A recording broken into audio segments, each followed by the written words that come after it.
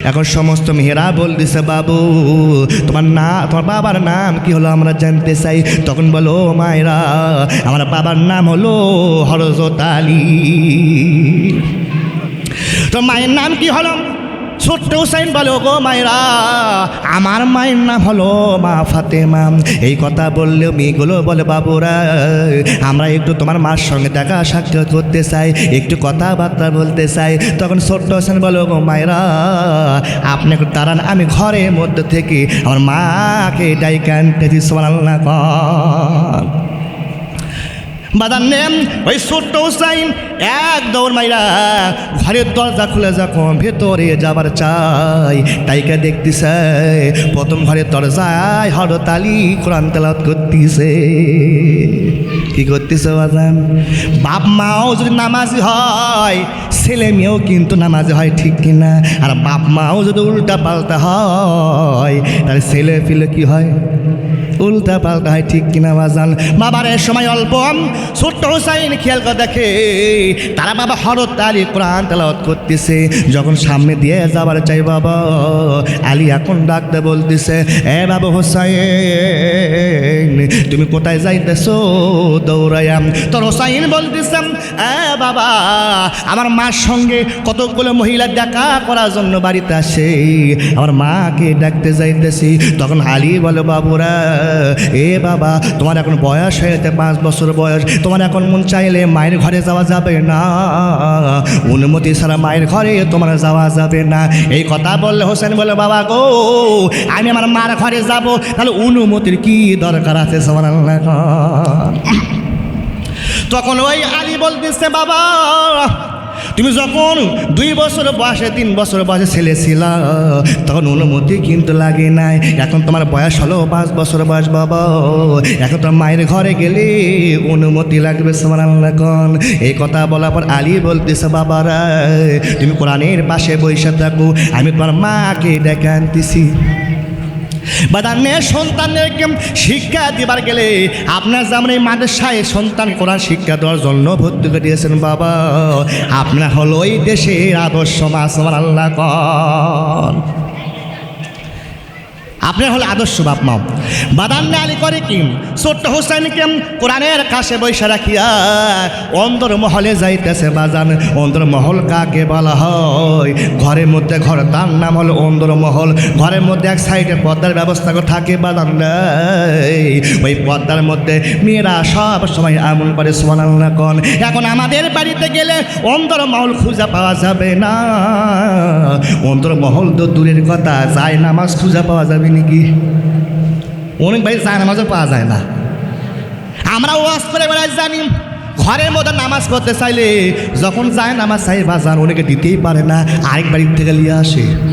তার মানে কি বোঝা যাইতেছে? এই বাড়ির লোক ঠিক মতো নামাজ পড়ে নাকি? নামাজি নাম বাদান্নে আলী করে কি ফাতেমা যে অন্দর মহলে আসে সেই ঘরের মধ্যে ঢুকায় আলী সালাম দেয়, আসসালামু আলাইকুম বিবি। বাদান্নে সালাম দিয়ে যখন দরজা খুলছে আলী তাইকে দেখ আলী তাইকে দেখে ফাতেমা এক হাতে দুনিয়া লিয়া আছে আর এক হাতে আখিরাত লিয়া আছে। বাদান্নে আলী খেয়াল করে দেখে ডান হাতে ফাতেমা কোরআন শরীফ তেলাওয়াত করতেছে আর বাম হাতে ফাতেমা জাতা ঘুরাইতেছে, এক হাতে দুনিয়া এক হাতে আখিরাত। এটা দেখার পর আলীর চোখ দা দর দর করে পানি পড়ে যাইতেছে। আর চিন্তা করতেছে, আল্লাহ গো আমি আলী গরিব হতে পারি, আমি আলী গরিব হতে পারি, কিন্তু আল্লাহ ফাতেমার মতন এমন বউ দিছা যেই বইয়ের কারণে আমার ঘরটা জান্নাত হয়েছে। সুবহানাল্লাহ। বাবা জিরাম এই কথা বলার পর আলী ডাক্তার বিবি ফাতেমা তাইকে দেখে পেছনে তার স্বামী আলী দাঁড়াইয়া গেছে। তখন ফাতেমা সালামে উত্তর দিয়ে বলে, স্বামী গো তুমি কেন হঠাৎ করে আমার ঘরে আসলা?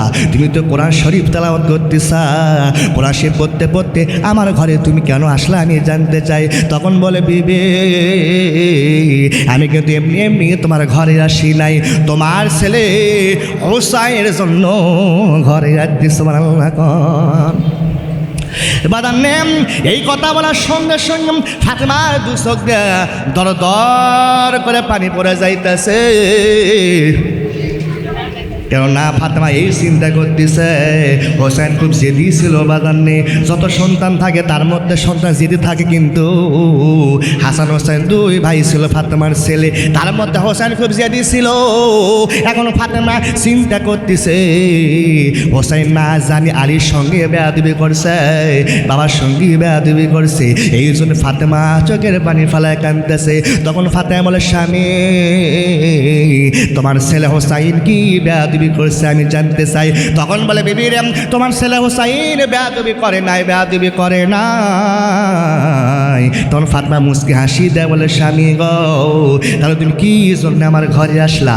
তখন ডাকতে বলেছে বিবি রে আমি তোমার ঘরে কেন আসলা তুমি জানতে চাও?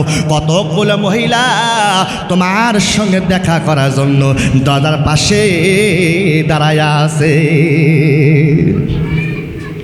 এ কথা বলার পর ফাতেমা বলে স্বামী ওই মহিলাটা কি বলতে চায়?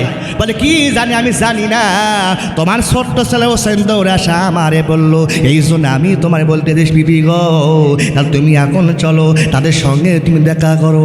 এই কথা বলে ফাতেমা তু জহরা বলে স্বামী বললে তো আমি দেখা করতে পারবো না, তোমার একটু কাজ করে দেওয়া লাগবে। তখন আলী বলে ও বি ফাতেমা তুমি মহিলা হইয়া মহিলার সঙ্গে দেখা করবা, তাহলে এর মধ্যে আমার কি কাজ করা লাগবে? তখন আলী ফাতেমা বলে স্বামী গো পর্দার ব্যবস্থা করা লাগবে, তারপরে আমি ফাতেমা কথা বলবো। সোনাল্লাহ করবেন না কি বলতেছে যে পর্দার ব্যবস্থা করা লাগবে তারপর আমি কথা বলবো। কেন ও ফাতেমা মহিলা, যেগুলো মহিলা দেখা করে আছে তারাও তো মহিলা, সেই পর্দা কি দরকার আছে? এই জন্য বাজান এখন আলী মুসকে হাসি দেয় বলে ফাতেমা তুমিও তো মহিলা তারাও তো মহিলা, তাহলে পর্দার ব্যবস্থা করার কি দরকার আছে? তখন ফাতেমা তো জহরা বলে স্বামী গো আনা মাদিনাতুল ইলমি ওয়ালু বাবুহা, তুমি তো ইলমের শহরের দরজা করছিস স্বামী, কিন্তু তুমি কিন্তু এই পর্দা সম্পর্কে তেমন জানো না।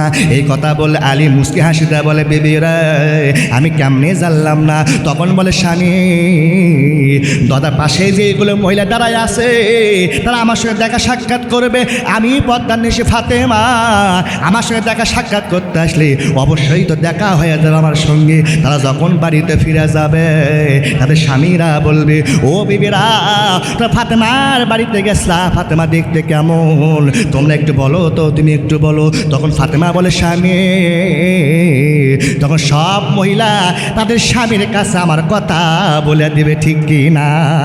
তখন বলে ফাতেমা কেমন ছিল? কালো বড় ফাঁসটা ছিল না, খাটো লম্বা ছিল, পাতলা মোটা ছিল না, সব কথা তার স্বামীদের বলে দিবে। এই জন্য গো স্বামী আলী, এই জন্য আমি আপনাকে পর্দার ব্যবস্থা করার জন্য বলতেছি ওয়া করনা ফি বুয়ুতিকুন্না ওয়ালা তাবাররাজনা তাবাররুজাল জাহিলিয়াতিল উলা।